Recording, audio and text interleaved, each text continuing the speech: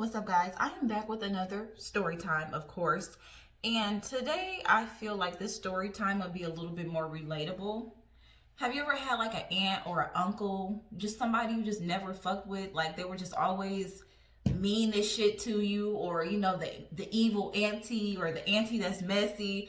Everybody has that type of person in their family. You do not want to miss this story time. No, I remember one particular Christmas at my grandmother's and my grandfather's. I remember sitting near the den, because that's where the huge Christmas tree was. We had a huge Christmas tree with all the fixings. It had like envelopes attached to the Christmas tree. All the grandchildren had like got, a gift or whatever in their envelopes. So I just remember sitting under the tree like looking for my name and stuff like that. So we're in the middle of opening up gifts. So I'm opening up my gifts, and I remember this particular gift that I got was from my Aunt Denise, which was really, I was really happy to open it, because this particular aunt, I just don't really remember having a relationship with her. I just never really, you know what I mean? So I'm like, oh, this from Aunt Denise, you know what I'm saying? So I'm opening up the package, and it's a doll. Off the bat, I know it's a Spice doll from the Spice Girls. It's the black one, and she has jet blonde curly hair. And again, I'm young. I'm trying to really remember this, but I do remember this shit like it happened yesterday. She had like jet blonde hair, looked really fucking scary. So I remember saying playfully to my older cousin, because I was the baby at the time, I remember saying, this doll is scary, or she ugly. I said something to that effect. And so we start laughing, and my cousin is opening up his gifts, and I'm just continue opening up my stuff. As I'm opening up the stuff, I do remember my aunt walking past me and saying, "We'll give it back then." But she said it kind of like under her breath. But I still caught it. So I didn't say nothing. I'm a kid. I'm still playing with the doll. It's not a big deal. So I remember my aunt telling us to, hurry up. Let's go in the dining room. We're getting ready to eat. I don't know if we were doing something in the dining room where everybody had to be in there. I don't know if we were like opening up more gifts and passing out cards, because we usually sit at the dining room table and do that too. But I remember me being a kid and the baby. I'm still in the living room trying to play. I remember my Aunt Denise coming back from the shed and snatching my doll out my hand and throwing it on the couch. I remember that shit. Till this fucking day, I remember that shit. So how you treat kids when they're little, boy, when I tell you, we remember. We remember. So, that made me feel funny as a kid, and I'm like, all right, whatever. I go into the dining room and I proceed to eat and open up gifts and, whatever. And then I just I acted like it never happened. I'm a kid. What am I going to do? But this brings me to my next point. So we're going to fast forward to 2017. So at this time, I'm living in Indianapolis, Indiana. Just living life. I'm in my 20s. I'm just being a millennial. I'm on social media. I'm doing what every young adult is doing at this time. So I remember I was at work and I was getting ready to clock in. And I got a notification from my Aunt Denise, which was strange because, again, this is an aunt that I never really talked to, never really hung out with. So I just accepted the friend request. Like, I didn't think anything of it. So I clock in, start working. It's time for me to take my break now. I checked my phone. I have like 5 notifications from my aunt. I'm like, well, I hope ain't nothing happened. That's like the first thing I'm thinking. You know what I'm saying? So I'm looking at the notifications, and she's commenting under all of my photos, all of them. You're a whore. Oh my God, you're nasty. You're ugly. You wear too much makeup. You're a bitch. Like, whatever. Like, she's just commenting this shit nonstop now. Like I'm getting new notifications from her as I'm reading the old ones that I had that had came on my before I had went on my break. So I'm thinking to myself, like, what the fuck? Like, so I go and I like all the comments. Like, what the fuck is wrong with this bitch? Like, I just like them. I'm not about to go back and forth with you. So then she comments again, and she calls me a prostitute and blase blase. So I comment back. Like, bitch, you got me fucked up. Fuck out of here. You know, just basic shit you would say to someone who would do that for no reason. So, of course, she inboxed me and, you know, calling me bitches and, you know, you're never going to be shit. You know, your grandmother doesn't like you and like some real weird ass shit. And I'm like, I'm literally like, what the fuck is going on? Like, what happened? You know what I'm saying? Like, I'm really thinking like, I want to go back and forth with her, but I kind of want to know why she mad at me too. You know what I'm saying? So that happens. But it brings me to my next point. To 2019? Let's fast forward to 2019. I run into some legal troubles. I ended up getting a DUI. I ended up getting arrested. I ended up getting my car towed. A lot of bullshit happened. So I ended up getting arrested. And my first goal, I have to get my car out of impound. I have to. I don't give a fuck what happened. I need my car when I get the fuck up out of here. So I called my friend first. She is no longer my fucking friend. So I called my friend first like, hey, girl, I need you to do me a favor. I need you to go get my car out of impound. Please, you can come up here, get my information. I'm not worried about bonding out. I'm really not worried about none of that because this is my first time going to jail. I really thought they were just going to be like, oh, Miss Dottie, you can go home tomorrow. Like, literally, that's what I thought. Truly. No. So anyway, I called my friend like, hey, can you go get my car? She was like, yeah, girl, I got you. She come get my car, come get my information. Goes to get my car. Literally never, ever heard of her again. She ran off with $485. I mean, it's still money, but it's like, bitch, you're my friend. You know what I'm saying? We done broke bread so many times. For you to run off with that money is really insane. So I'm really in jail looking stupid. Now this bitch done ran off with my money. I don't have my fucking, a car, so I'm tripping. So I call my mom. I'm like, Mom, look, I'm fucked up. Please, you got to get me out of jail. Like, what's up? My mom's like, okay, you know, let me see what I can do. Blase, blase, blase, blase. All I know is my mom comes up with the money. My girlfriend ends up coming to get me. She wasn't my girlfriend at the time. A really close sweetheart of mine ended up coming to get me out of jail.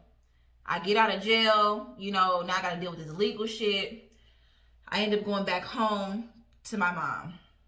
When I get home, my mom and my dad lets me know where they got the money from to bond me out of jail. Ain't this about a bitch? Ain't this about a bitch? They tell me that they got the money for my aunt. When I say I would have rather just stayed my ass in jail, if I'd known that she had gave them the money, I would have stayed my ass in jail. No lie. No lie. I would have definitely stayed my ass in jail. I wouldn't have taken the money. Truly. Because again, me and her never had a good relationship, and she just does things for clout. She does things to say, oh, I did that for you. She does things for you to tell the family, you know, I had to do that for her because that's just the type of person she is. And if it's not genuine, I don't want you doing shit for me.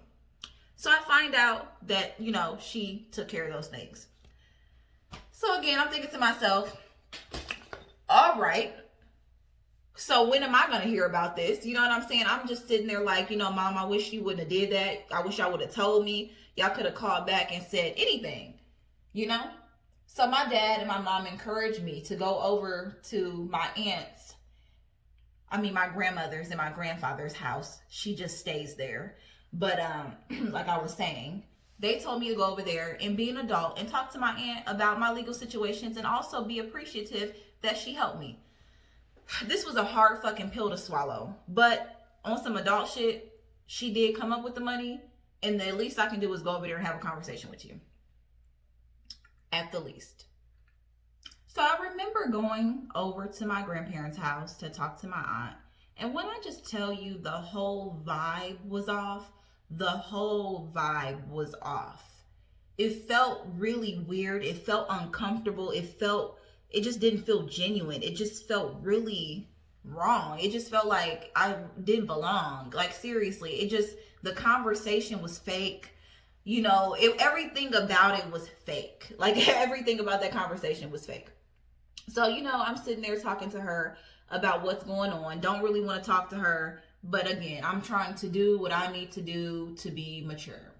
So I'm talking to her, and, she's just kind of telling me, like, different avenues I can take to resolve the issue, whatever. I say, thank you, Auntie. I appreciate it. Love ya. See ya. Very simple. Okay. So let's go ahead and fast forward, right? So at this point, I'm handling what I need to handle with my legal obligations. I go to Indianapolis. Thanks to my Uncle Mike for taking me, because I really appreciate that. He didn't have to do that, you know what I'm saying? But he did. We go to Indianapolis just for them to reschedule the court date, like assholes. You know what I mean? This is my first offense. Come on, let's get this shit over with. So that drags out a lot of things. You know what I mean? I literally work for the state. I can't have this type of activity going on. It's going to be very hard for people to try to hire me. So I go back home. I'm frustrated. So I don't let that stop me from moving to Las Vegas. I continue to go to Las Vegas. I do my due diligence. I'm communicating with my public defender. Hey, due to COVID, this is going on. Blah, blah, blah. I need to take care of this. Pushing my court date back, doing what I'm supposed to. I pushed my court date back for the final time. Literally 3 days after my initial court date, my public defender texts me and says it wasn't approved. Why the fuck is it fair for you to tell me my shit wasn't approved after the initial hearing? So now I have another warrant for my arrest. Woo! It's getting real tight up here. So now I have a warrant. So again, my public defender, he tells me, well, what you can do is, when you take care of everything, you can just come down here, let us know when you're coming. We'll just schedule a different court date, blase, blase. I know that's a goddamn lie. When I turn myself in, y'all damn near might make me wait a month. It depends. It really depends. I don't know what type of, steps they're taking for COVID. I really don't. But anyway, of course, my aunt, Denise, she's online. She immediately tells my mom and my dad or whoever I have a warrant. Why the fuck she did that, I have no idea. Do you want to pay for the shit? Like, I'm just trying to figure out. Like, you trying to get involved, but are you trying to pay? I'm just saying. So she, tells my mom and my dad that or whatever. My parents call me like, hey, what's going on? This is worrying the shit out of my parents. Like, that's where I can take care of myself, but quit bothering my fucking parents. Like, why do you want to get them worked up over nothing? So I explained the situation to my mom, try to alleviate the situation, and I do just that. So I just let them know, please stop listening to Niecy crazy ass. Like, for real, she needs help. You know what I'm saying? Like, just stop feeding into her messy drama. Like, let her stay in that room. Let her stay in that room by herself alone, and, just ignore her. After learning about her gossiping again, after I done moved to Las Vegas, feeding my parents bullshit lies, shit that's not true, just trying to be really being a bitch. So I decided to message her and say exactly what the fuck needed to be said, because no one else seems to care that she's hella disrespectful. So I said,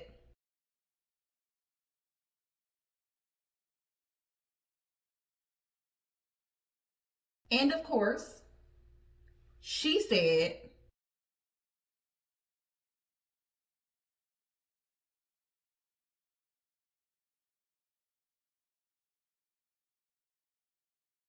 and as you can see for yourself, we said some pretty racy things to each other. I still stand by what I said, but this is what it is for me. My aunt talks down on me as if she's like a CEO of a Fortune 500 company, as if she's riding in a Lamborghini. You're 59. You've never left Fort Wayne. You've had the same job for 700 years. You don't even have your own house. You're living in a room. You're living in your parents' house. Let's be very clear. You don't get to talk down on me. You don't get to do that. Like, that's not how it works. You know what I noticed? My aunt calls me a whore a lot. And I just feel like she's deflecting. You know what I'm saying? My aunt calls me a whore every chance she get. Like, it's insane. Like, I don't understand why this is her, like, favorite, her go-to. But I just have a question. Like, were you a whore when you cheated on my Uncle Johnny with the housekeeper? When you were fucking the help? Were you being a whore then? No? No, okay. I'm just trying to figure out, like, I'm just trying to, you know what I'm saying? I'm trying to piece this thing together. Because if I'm a whore, then it's just in the bloodline then, ain't it? You know what I'm saying? Like, I don't know. I'm just trying to get to the bottom of it, Auntie. That's all I'm saying. My aunt also calls me broke a lot. She calls me broke a lot. Like, I'm broke and you have so much money. If you have so much money, then why do you be doing insurance fraud? Like, why do you don't remember that time when okay, we ain't gonna bring it up. We gonna just, where the rug at? Where the rug? Let somebody give me a rug so we can sweep all the legal activity that you did under the rug. Okay, let's ignore that. Let's not talk about that. Okay, let's not talk about that. Also remember my aunt reminding me, you're always begging for money. Begging for money? Look, I am very grateful to have parents I can still call and ask for help. But you're worried about me asking my parents for money. You still fucking live at home. Like, don't do that. Don't do that. Don't do that. Don't do that. Don't do that, Auntie. Don't do that. You know you wrong. Girl, you wrong. You wrong. Stop it. I'm so thankful I have parents and family members that if I really need something, I can ask. And I can ask in confidence that it's not going to be all over Facebook. You know what I'm saying? Thank you. Thank you. I really appreciate having family members like that. But you will not make me feel bad for asking my parents for any fucking thing. Because your big grown ass is still sitting at home with your parents. Don't do that. People are thinking like, oh, this could not get any worse. But it can. Boom. It gets worse, right? So then sometime, present day, this week maybe, she tells my dad that I do porn.